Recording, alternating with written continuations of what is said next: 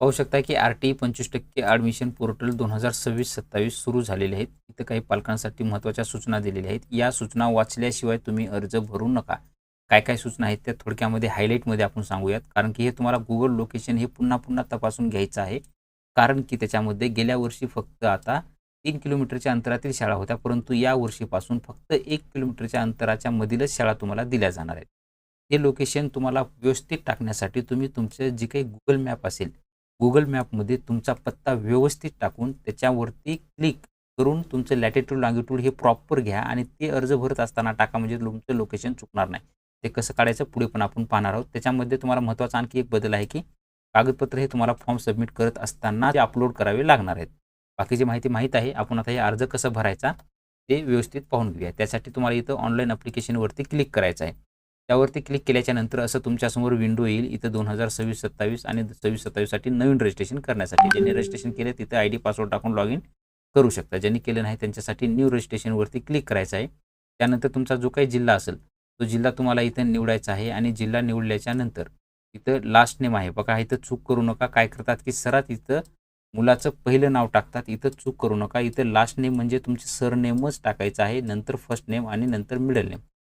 Child डिसॅबिलिटीमध्ये तुमचं अपंगत्व असेल लेकरू तर इथं येस करा, नसेल तर नो करा आणि चाइल्ड डेट ऑफ बर्थ तुमची जे काही जन्मतारीख असेल ते तुम्हाला इथं टाकायची आहे. कॅप्चा हा इथं टाकायचा आहे. मोबाईल नंबर इथं टाकून घ्या.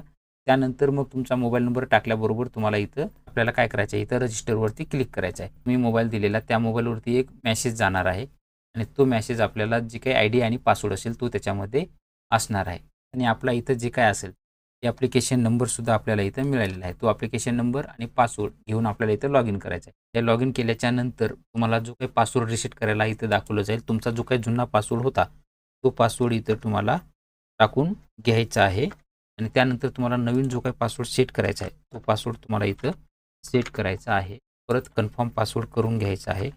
त्यानंतर मग तुम्हाला परत सबमिटवरती क्लिक करायचं आहे. सबमिटवरती क्लिक केल्यानंतर पासवर्ड अपडेटेड सक्सेसफुली असं दाखवलं जाईल. आपल्याला इथं आयडी पासवर्ड आपला टाकून घ्यायचा आहे आणि टाकून घेऊन आपल्याला लॉग इन करून घ्यायचं आहे. आपलं हे जे काही लॉग इन करून घेतल्यानंतर असं तुमच्यासमोर इथं दाखवलं जाईल. जर काही तुमचं चुकलं असेल, जन्मतारीख वगैरे काही चुकलं असेल, तर इथं डिलीट ॲप्लिकेशन करून तुम्ही नवीन अर्ज करू शकता. कारण की ह्याच्या बघा न्यू रजिस्ट्रेशनमध्ये बालकाचं नाव असेल, जन्मतारीख, जिल्हा, फोन नंबर भरताना चुकल्यास डिलीट करून परत तुम्हाला भरायचं आहे. नसेल तर तुम्ही सदस्यता काही बरोबर असेल तर व्यवस्थित चालायचं आहे. त्यानंतर तुम्हाला इथं माहिती आता भरायची आहे. चाइल्ड इन्फॉर्मेशन बालकाची माहिती जी काय असेल तर भरायची आहे. इथं ऑटोमॅटिकली तुमचं नाव आलं जाईल. त्यानंतर मग आईचं नाव जे काय असेल ते तुम्हाला इथं टाकून घ्यायचं आहे आणि त्यानंतर मग वडिलांचं पूर्ण नाव इथं टाकून घ्या किंवा जन्मतारीख ऑटोमॅटिक आली जाईल. त्याचं जे काही जेंडर असेल मेल, फिमेल टाकून घ्यायचं आहे. इथं पाहू शकता की पालकांनी आपल्या राहण्याचा पूर्ण पत्ता लिहून मग सेव्ह करावे. नंतरच तुम्हाला हे एडिट करता येणार आहे. त्यानंतर मग खाली तुमचा इथं पत्ता आहे, जिल्हा कोणता आहे, तालुका तुमचा कोणता आहे, तो हे करायचा आहे आणि तुमचं जे काही गाव असेल ते सिलेक्ट करून घ्यायचं आहे. आता की संपूर्ण माहिती भरल्याच्या नंतर आपल्याला इथं RTE अंतर्गत प्रवेश घेतला आहे का असं विचारलं आहे. त्याला नो करायचं आहे किंवा असेल घेतला तुम्ही तर पहिले येस हे किंवा नो करू शकता. आपण घेतलेला नाही आहे म्हणून नो करायचं आहे आणि परत सेव्हवरती क्लिक करा.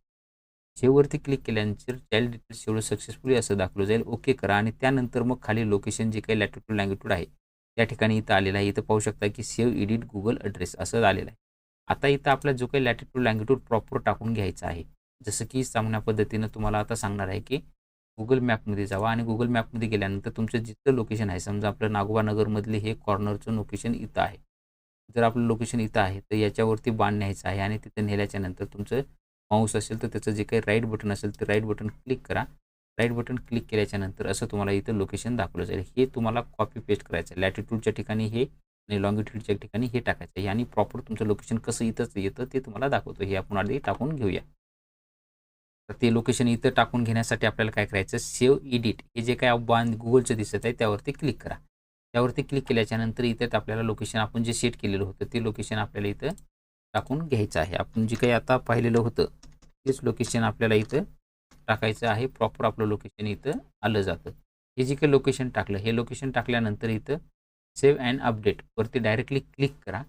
तुमचं लोकेशन जे काही असेल ते ऑटोमॅटिकली तुमचं तिथं आलं जाईल. पाहू शकताय की इथं 18 69 362 आणि 76 94 437 हे प्रॉपर बरोबर आहे का? हे जर तुम्हाला पाहायचं झालं आपण जसं सेट केलेलं होतं, हे जिचं लोकेशन इथं सेट केलेलं होतं या कॉर्नरवरचं, तेच आहे का पाहण्यासाठी परत ह्याच्यावर जावा.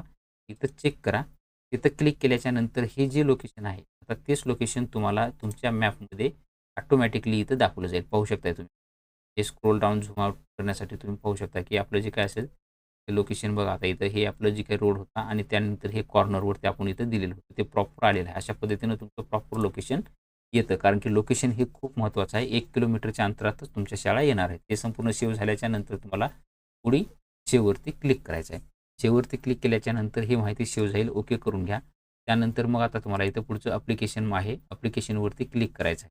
ॲप्लिकेशनवरती क्लिक केल्याच्यानंतर तुमचं जे काही स्टँडर्ड असेल ते फर्स्ट स्टँडर्ड आहे आपला. त्यानंतर तुमचं जे काही धर्म कोणता असेल तर हिंदू, मुस्लिम, शीख जे असेल ते करून घ्यायचं आहे आणि सिलेक्ट कॅटेगरीमध्ये तुमचं एन-टी, एस-टी, ओ-बी-सी तुमची जी काही कॅटेगरी असेल, कास्टमध्ये असाल तुम्हाला तर तुम्हाला तिथं कास्ट सर्टिफिकेट देणं गरजेचं आहे. ते तुम्हाला इथं दाखवलं जाईल. ते मॅन्डेटरी आहे. त्यानंतर मग जर दिव्यांग असाल तर इथं येस करा. नन असेल तर तुमचं जे काही कोणतं आहे, काय आहे ते करून घ्यायचं आहे. नसेल तर नोवरती क्लिक करा आणि त्यानंतर मग आपल्याला पुढे डायरेक्टली जायचं आहे. दिव्यांग नो आहे. नंतर एच-आय-व्ही अफेक्टेड आहे का नो करून घ्या. आधार नंबर असेल तुमचा तो येस करायचा आहे. आधार कार्ड नंबर तुमचा जो काय असेल तो आधार नंबर इथं तुम्हाला टाकून घ्यायचा आहे. व्यवस्थित आधार नंबर टाकून घ्या. चुकू देऊ नका. पॅन कार्ड असेल पॅन कार्ड टाका. मोबाईल नंबर जो आहे तो आहे. पॅरेंट ईमेल आयडी असेल तर टाकून द्या, नाहीतर सोडून द्या. त्यानंतर मग खाली काय घ्यायचं आहे, तिथं ॲड्रेस प्रूफ जो असेल तर तुमचा ॲड्रेस प्रूफवरती क्लिक करा. बर्थ सर्टिफिकेट आपल्याला द्यायचं आहे. बर्थ सर्टिफिकेटवरती क्लिक करा. कारण की बर्थ सर्टिफिकेटवरची जन्मतारीख तुम्ही टाकून घेतलेली आहे. कास्ट सर्टिफिकेट तुमचं येस आहे. बाकीच्या गोष्टी ज्यांना जशा पद्धतीनं लागू असतील ते येत राहील. तुम्हाला इथं व्यवस्थित तुम्ही करून घ्यायचं आहे आणि ते व्यवस्थित झाल्याच्यानंतर मग सेव्हवरती आपल्याला क्लिक करून घ्यायचं आहे. सेव्हवरती क्लिक करून घेतल्यानंतर ॲप्लिकेशन डिटेल्स सेव्हड सक्सेसफुली असं दाखवलं जाईल. ओकेवरती आपल्याला क्लिक करून घ्यायचं आहे. ही माहिती झाल्याच्यानंतर मग आता आपलं डॉक्युमेंट इन आहे. डॉक्युमेंट तुम्हाला इथं अपलोड करायचे आहेत. अपलोड रिक्वायर्ड डॉक्युमेंटमध्ये तुमचं पॅरेंटचं आधार कार्ड आहे, कास्ट सर्टिफिकेट आहे आणि ॲड्रेस प्रूफ आहे. ते आपल्याला इथे टाकून व्यवस्थित घ्यायचे आहे. मग अपलोड डॉक्युमेंटवरती आपल्याला क्लिक करून घ्यायचं आहे. तिथं तुमचं टक्केवारी दाखवलं जाईल. 39 तुमचं हे फाईल संपूर्ण अपलोड होतील. अपलोड झाल्याच्यानंतर 100% होईल आणि त्यानंतर तुमचं डॉक्युमेंट अपलोड सक्सेसफुली असा मेसेज येईल. त्यानंतरच तुम्हाला पुढची प्रोसेस स्कूल सिलेक्शनमध्ये करायचं आहे. 100% आपलं हे झालेलं आहे. 100% झाल्याच्यानंतर आता जे काही इथं तुम्हाला डॉक्युमेंट अपलोड सक्सेसफुली आलेलं आहे. त्यानंतर मग आता इथं स्कूल सिलेक्शनवरती जायचं आहे. तर आपलं हे संपूर्ण झाल्याच्यानंतर माहिती येत आपल्याला इथं शाळा जी पाहिजे आहेत, ती शाळा त्या लोकेशनवर येण्यापाशी विदिन 1 किलोमीटर स्कूल याच्यावरती आपल्याला क्लिक करायचं आहे.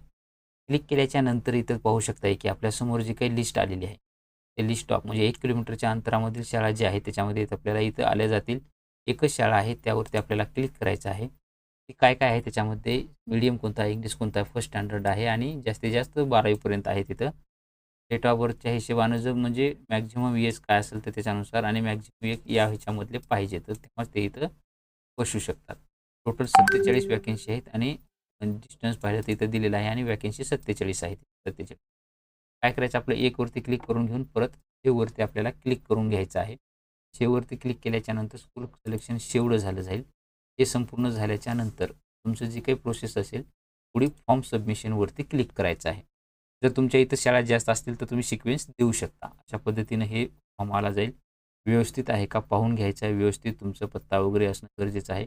नंतर चेकबॉक्सवरती क्लिक करून घ्यायचं आहे आणि परत तुमचं जे काही लोकेशन आहे ते लोकेशन बरोबर आहे का चेक करून घ्यायचं आहे. एकदा फॉर्म सबमिट केल्यानंतर तुम्हाला लोकेशन चेंज करता येणार नाही आहे. इथं दाखवलं आहे अर्ज सबमिट करण्यापूर्वी तुमचं जे काही खाली दर्शवलेलं Google लोकेशन आहे ते बरोबर आहे का चेक करून घ्या. त्यानंतरच तुम्हाला हे करून घ्यायचं आहे. जर नसेल बरोबर तर तुम्हाला मध्ये जाऊन हे घ्यायचं आहे आणि परत चेक करून कन्फर्म अँड सबमिटवरती क्लिक करून घ्यायचं आहे. तुमचं ॲप्लिकेशन इथं कंप्लीट पूर्ण सबमिट झालेलं आहे. आता इथं तुम्ही फॉर्म सबमिशनवरती परत क्लिक करून इथं जनरेट PDF करू शकता आणि तुमच्यासमोर ही तुमचा जे काही फॉर्म भरलेला आहे त्याची PDF फॉर्ममध्ये तयार झालेला आहे. हा तुमचा फॉर्म इथं सबमिट झालेला आहे. तो हा फॉर्म तुम्ही इथं पाहू शकता. या फॉर्मची तुम्ही PDF सुद्धा तुमच्या ह्याच्यावरती घेऊ शकता आणि याची प्रिंट घेऊन सुद्धा तुमच्या शेवटपर्यंत तुम्ही ते ठेवू शकता. अशा पद्धतीनं तुमचा जो काही अर्ज आहे तो सविस्तरपणे तुम्हाला अर्ज भरायचा आहे. कुठलीही चूक करायचं नाही आहे. सांगितल्याप्रमाणे तुमचा मोबाईल नंबर व्यवस्थित टाकायचा आहे. जन्मतारीख व्यवस्थित टाकायची आहे. एकदा टाकल्यानंतर जन्मतारीख बदलता येणार नाही आहे. आणि तुमचा जन्मदाखला जो काही असेल तो जन्मदाखला किंवा मोबाईल नंबर वगैरे चुकीतला असेल तर तो अर्ज डिलीट करून पुन्हा भरायचा आहे. अशा पद्धतीचं हे नवीन अपडेट देण्याचा प्रयत्न करत आहोत आपण. तुम्ही जर या चॅनलवरती नवीन असाल पुढचे अपडेट तुम्हालाही कंटिन्यू मिळत राहतील. त्यासाठी आपल्या चॅनलला सबस्क्राईब करून ठेवा. व्हिडिओ आवडत असेल तर व्हिडिओला लाईक करा, मित्रपरिवारांना शेअर करा. भेटूया नवीन माहितीसह नवीन व्हिडिओमध्ये. धन्यवाद.